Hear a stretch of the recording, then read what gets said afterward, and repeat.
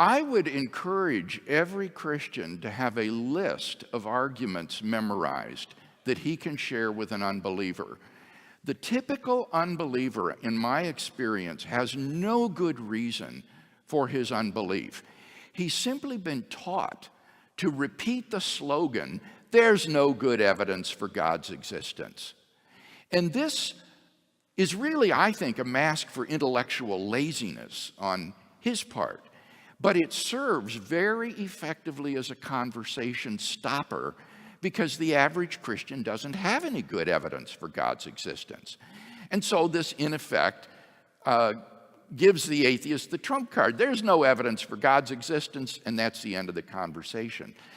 But if you will have a list of arguments memorized at that point, what you can do is say to the unbeliever with a surprised look on your face, "Well, is that what you think? Why, I can think of at least 5 arguments for God's existence."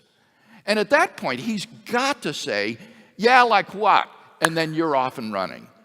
So when people ask me, "Well, there's no evidence for God's existence," and I say, "Well, sure there is," and they say, "Well, like what?" I typically just list about 5 arguments. I'll say, God is the best explanation for why anything at all exists, rather than nothing.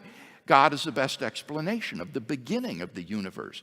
God is the best explanation of the fine-tuning of the universe for intelligent life. God is the best explanation of objective moral values and duties in the world. God is the best explanation of the historical facts concerning Jesus of Nazareth. And finally, God can be personally known and experienced. And I find that many times just giving a list of the arguments is enough to satisfy the unbeliever. He doesn't even ask to hear the arguments.